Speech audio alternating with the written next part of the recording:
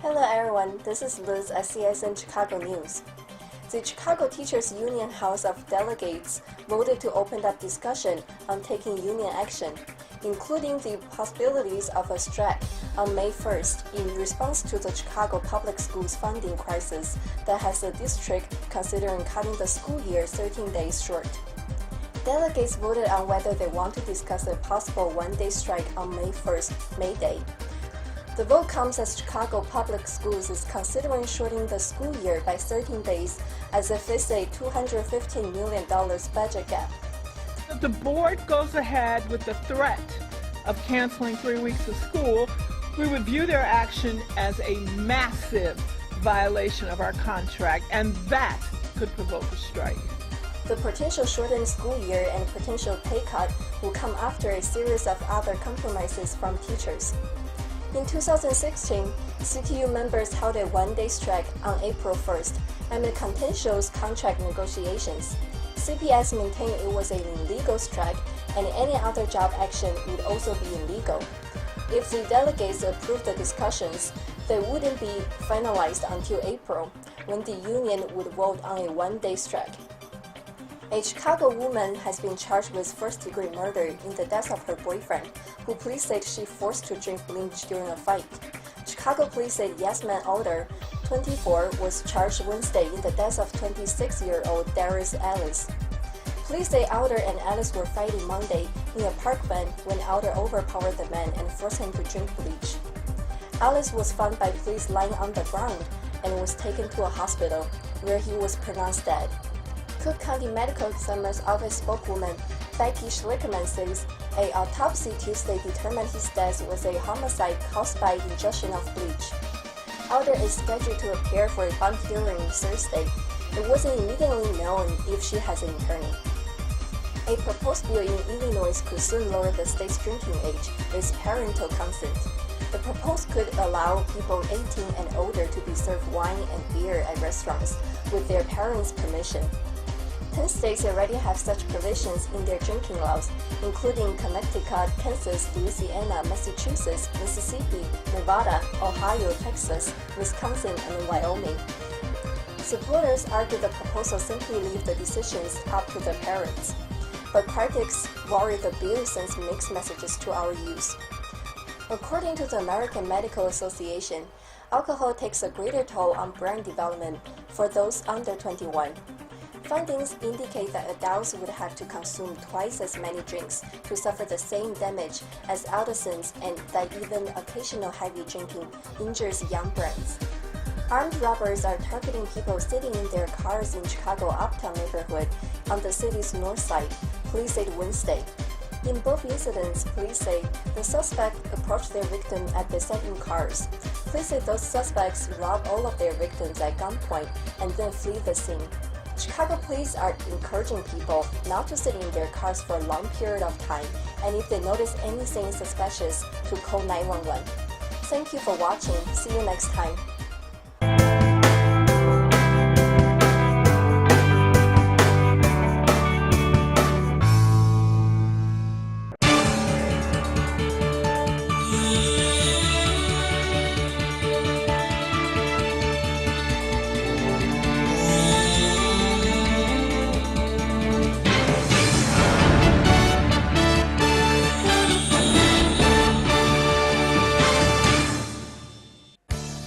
Coming up, the UK Finance Minister had a chance to reveal some positive economic news as he delivered the country's annual budget.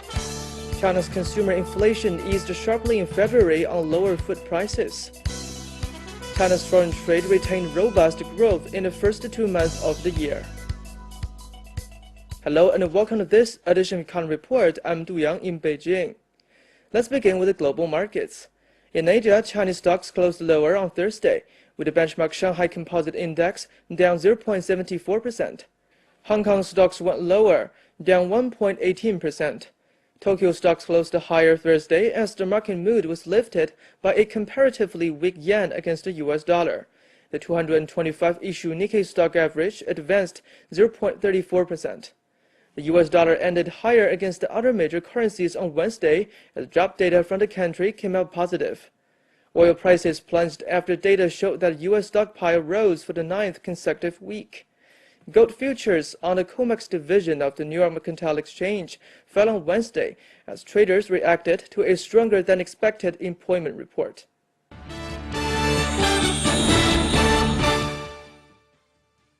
Here's the latest on the U.S. stock from correspondent Su Omong in New York. Okay, let's take a look at the stocks market. U.S. stocks wavered on Wednesday as investors digested strong employment data. U.S. private sector employment increased by 298,000 jobs from January to February on a seasonally adjusted basis and well above the market expectations, according to the February ADP National Employment Report Wednesday. The ADP figure is widely seen as a pre-indicator for the non-farm payrolls report due out Friday. Federal Reserve Chair Janet Yellen said last Friday at the Executive Club of Chicago that an interest rate hike in this month's monetary policy will likely be appropriate if the economy progresses in line with officials' expectations. This is Omong reporting from New York Stock Exchange.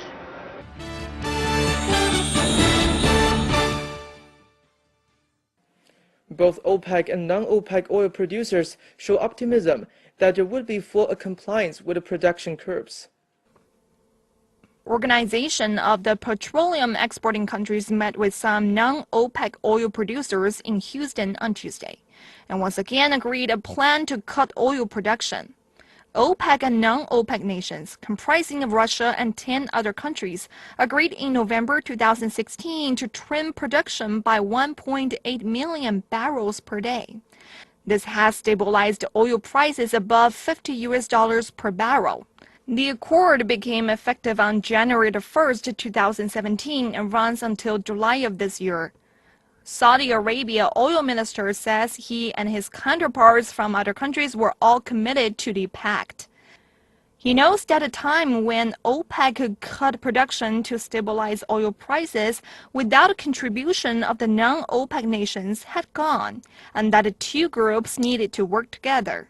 The United Arab Emirates energy minister also confirmed that his country is speeding up its cuts to oil production and expects to meet its commitment by June this year. OPEC Secretary General said the outreach is expected to continue, with any future decisions to extend cuts will likely include non-OPEC countries. The UK finance minister had the chance to reveal some positive economic news as he delivered the country's annual budget on Wednesday. In a relatively quiet budget, the Chancellor of the Exchequer raised several taxes but announced that public borrowing will fall. The British economy expected to grow 2% this year. In more good news, Philip Hammond also announced that public borrowing will be $20 billion lower than expected at the last statement in the autumn. With the economy seemingly holding up after last year's shock Brexit vote, Hammond said the British economy continues to confound the commentators. The finance minister also said improvements in tax collection would yield an extra £820 million. This includes a tax on roaming telecom charges outside the European Union and a new financial penalty for professionals who use tax avoidance arrangements. There was worse news for Britain's self-employed workers, however, with Hammond announcing a 2% increase in health insurance taxes for 2.5 million workers. The UK's official independent statistics body has slightly boosted their outlook for the British economy this year. They said the increased growth comes as a result of the stronger-than-expected economy at the end of last year. The Office for Budget Responsibility, or the OBR's chairman, Robert Choate, explained that changes to their economic forecast since last November were relatively modest. He explained that the official statistic body had revised down its growth figure for 2016 on the back of more data, but had at the same time increased its figure for the final quarter of the year. With its increased economic momentum entering 2017, Choate said GDP growth for the year was now forecast to be 2% rather than the 1.4% predicted last November. Choate also said that the OBR now expects growth to be higher than expected in the next couple of years and more sluggish after that. It would nevertheless end up in the same place by 2021. The 2017 ConExpo kicked off in Las Vegas on Tuesday. Over 2,500 exhibitors from the international construction community were there, but it was the attendance of some Chinese companies that caught the attention. Economy Report has more. An estimated record 130,000 attendees will set foot in this part of Nevada by the weekend, with many curious by the Chinese stance. 5 years ago, I started to really pay attention to the Chinese product. The quality over the last 10 years has dramatically improved by many manufacturers. Like every country, there's some very good manufacturers and some not so good manufacturers.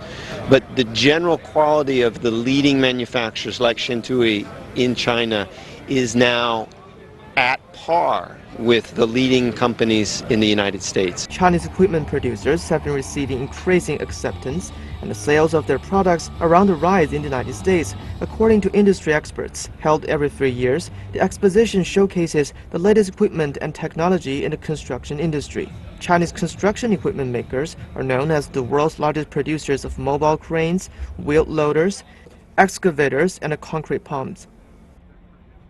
The world's largest travel trade show, the ITB, kicked off in Berlin on Wednesday. Charming the dealers included a special group of operators promoting Silk Road destinations. The ITB Expo lasts from March 8th to March 12th, with an expected 180,000 attendees going through the turnstiles. China was represented with provincial tourism administrations from Shanghai, Hunan, Inner Mongolia, and Shandong, as well as Chinese airliners jetting in. Attendees were quick to inquire about travel options along the historical Silk Road. It was in fact a German geographer, Ferdinand von Richthofen, who first gave the Silk Road its name. He made 7 expeditions to China from 1868 to 1872. Today, operators give tourists the chance to track the ancient network of trade routes connecting East and West and enjoy a similar experience as one of the early explorers. According to China National Tourism Administration, foreign travelers made more than 28 million visits into China in 2016, a year-on-year growth of 8.3%.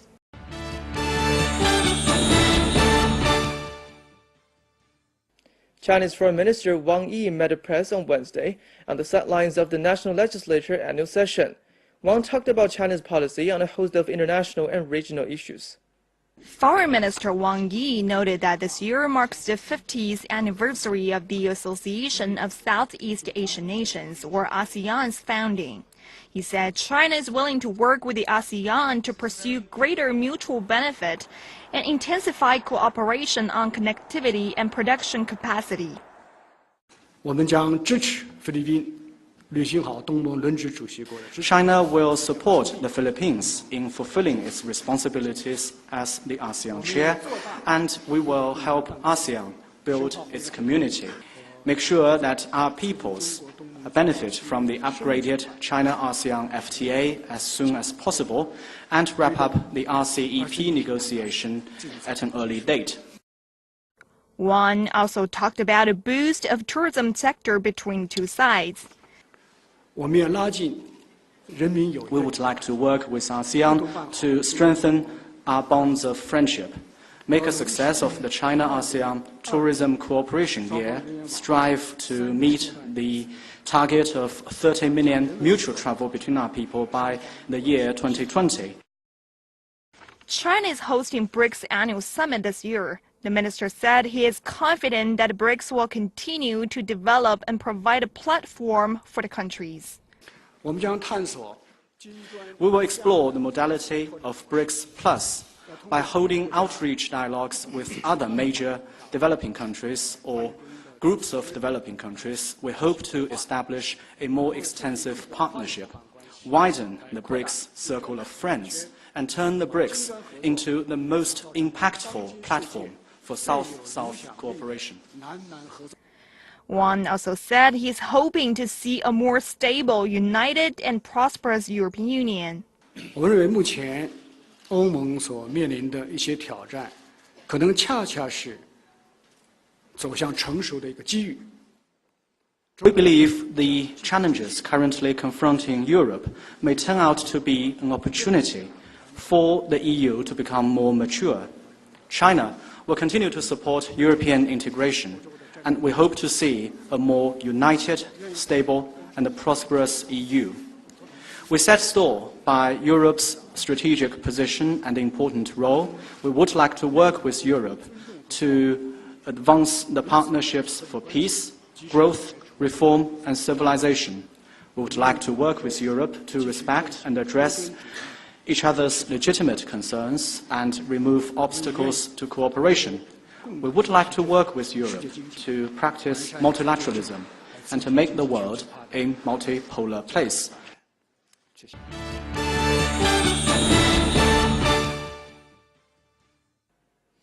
With over 220 million people, or about 16% of the population over the age of 60, China is stepping into an aging society. As the population ages, the country faces the challenge of building a more sustainable pension system. During China's annual parliamentary session, Finance Minister elaborated on the issue. Let's take a look. As the financial lifeline for China's elderly, the flow of debt investment has aroused concern among the public. China's pensions are traditionally held by banks or used to purchase treasury bills, which yield 2 to 3% a year.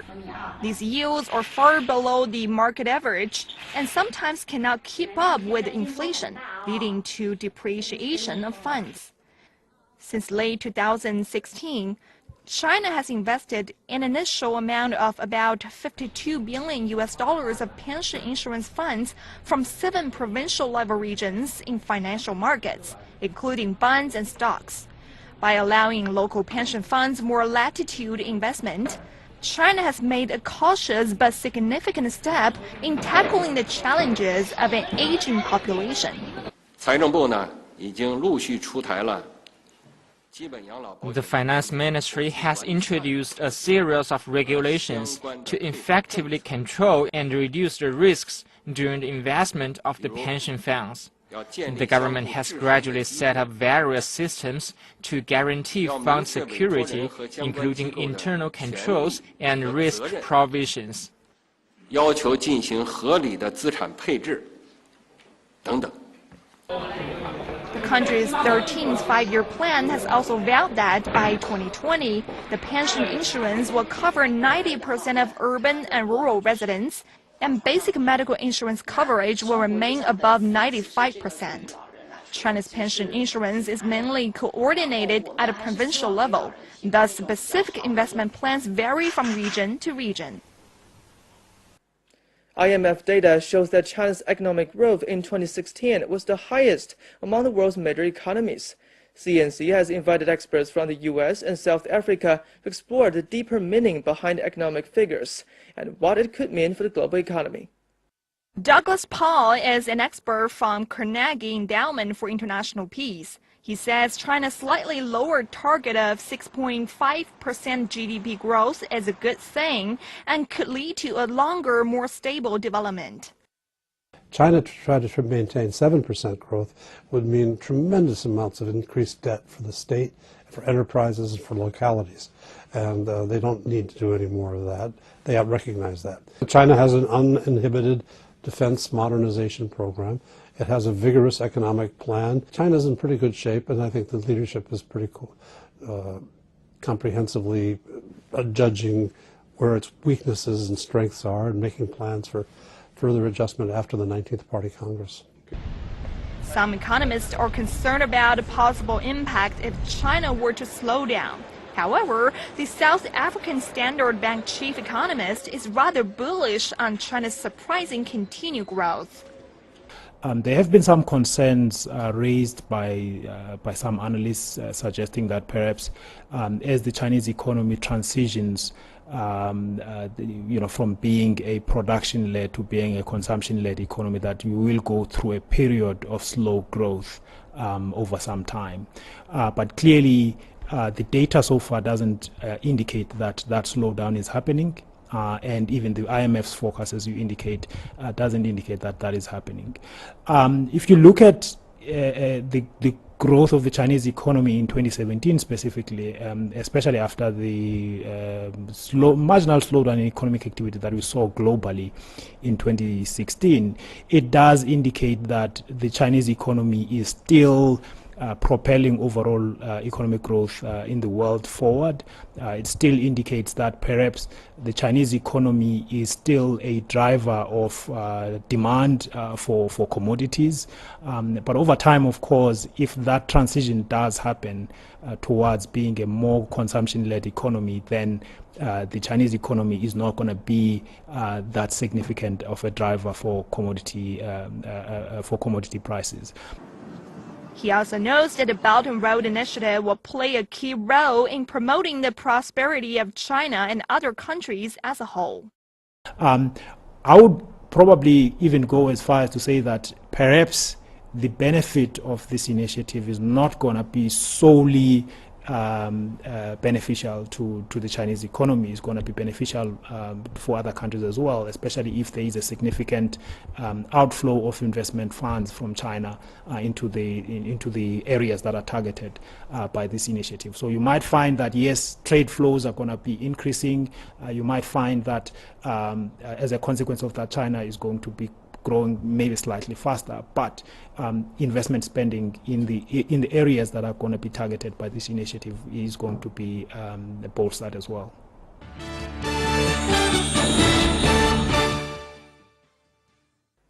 China's consumer inflation eased sharply in February after price distortions created by the festival season faded, leaving the central bank with leeway on interest rate policy. National Bureau of Statistics said Thursday that the Consumer Price Index, or CPI, a main gauge of inflation, advanced 0.8% year-on-year in February.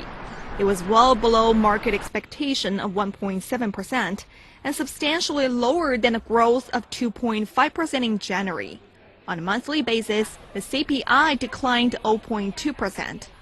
The NBS attributed the weakening CPI to sharply lowering food prices, which fell 4.3% in February. Food prices surged 27% in January when a festival shopping spree drove up prices. China's Producer Price Index, or PPI, which measures costs of goods at a factory gate, rose 7.8% year-on-year in February, increasing from 6.9% in January. The PPI hit its highest level since 2008, largely as a result of government measures to trim excessive industrial capacity. The index is likely to fall as capacity reduction continues. China has set its GDP growth target at around 6.5% for 2017, compared with a target range of 6.5 to 7% last year. It is aiming to keep the CPI increase at around 3%. China's foreign trade retained robust growth in the first 2 months of the year, adding to signs of a stabilizing economy. According to the latest official customs data, imports increased by 45% year-on-year last month, higher than market expectations and well above the 25% growth recorded in January. Exports grew 4.2%, slowing from January's 15.9%. Total foreign trade reached nearly $250 billion, up 22% year-on-year. This led to the first monthly trade deficit since 2014. China bought 60 billion yuan more stuff than it shipped. It is in stark contrast to January, when its supply was over 350 billion yuan. In the first 2 months, exports increased 11% from a year ago, and imports were up by over 34%. China's foreign trade has seen a rosy start of the year, featuring recovering overseas markets, robust domestic demand, and brightening outlook. Still, analysts said it was still too early to make an optimistic final judgment due to the rising trade protectionism in some countries. China has vowed to sharpen its trade edge, improving trade policies and moving the processing industry up the global value chain.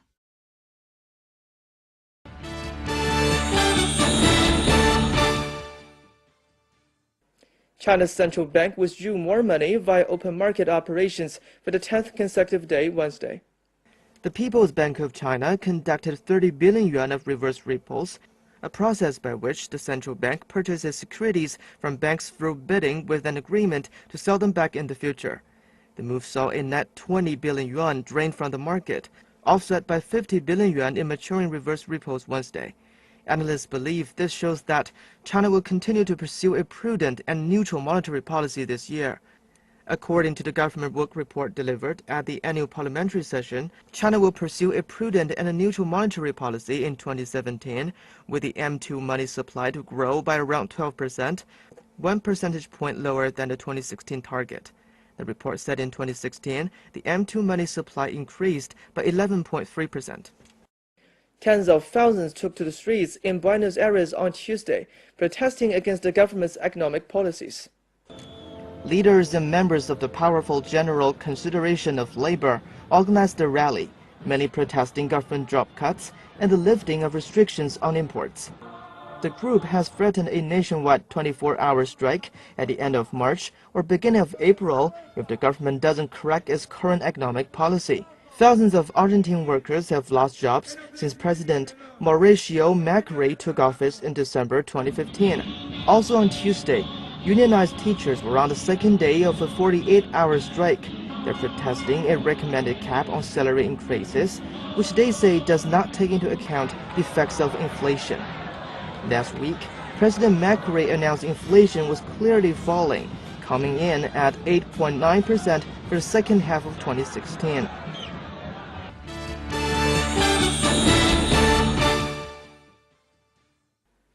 New figures show that Brazil has been in recession for 2 years, marking the deepest economic decline for the country since records began. The economy contracted by 3.6% last year, meaning it is now 8% smaller than it was in December 2014.